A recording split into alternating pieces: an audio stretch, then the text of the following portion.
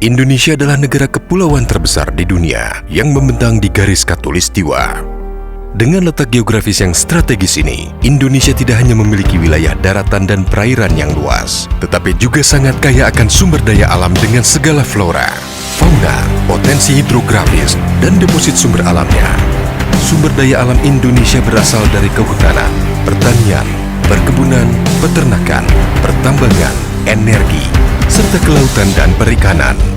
Akan tetapi, pertambahan penduduk yang pesat dari tahun ke tahun seringkali mengakibatkan tidak terkendalinya pembukaan lahan pertanian dan hutan untuk pemukiman. Terjadinya sengketa di berbagai perbatasan wilayah, serta semakin seringnya kejadian bencana seperti banjir, longsor, kebakaran hutan dan lahan, dan pencemaran perairan akibat kerusakan alam tersebut. Untuk mencegah kerusakan alam yang lebih luas, perlu dilakukan pengelolaan sumber daya alam yang tepat dan berkelanjutan. Data satelit penginderaan jauh merupakan data yang penting digunakan untuk pemantauan sumber daya alam dan lingkungan dalam mendukung pengelolaan sumber daya alam dan perencanaan pembangunan. LAPAN hadir sebagai lembaga pemerintah yang diberikan mandat untuk menyediakan data satelit penginderaan jauh bagi seluruh instansi pemerintah dengan lisensi pemerintah Republik Indonesia sesuai dengan Undang-Undang Nomor 21 Tahun 2013 tentang keantariksaan. Di samping itu, LAPAN menyelenggarakan penyimpanan dan distribusi data penginderaan jauh melalui Bank Data Penginderaan Jauh Nasional. Bank Data Penginderaan Jauh Nasional menyediakan data penginderaan jauh optik dan SAR dengan resolusi spasial rendah, menengah, tinggi, dan sangat tinggi.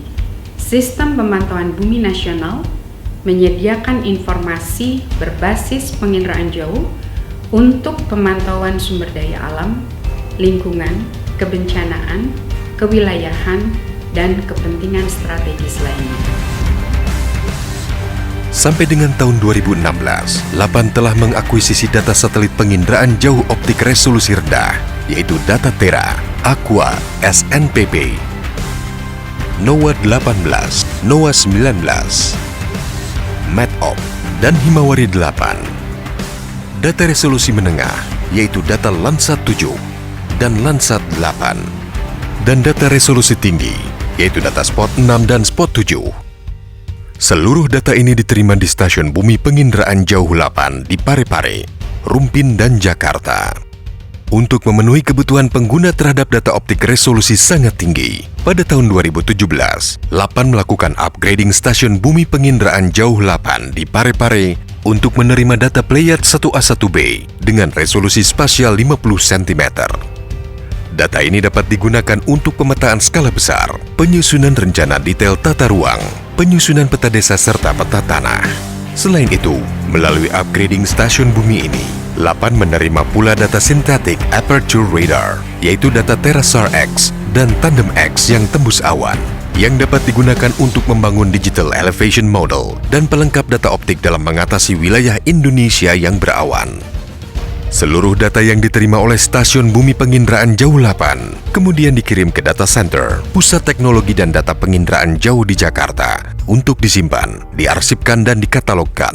Katalog data online dapat diakses oleh pengguna guna mencari ketersediaan data yang dibutuhkan.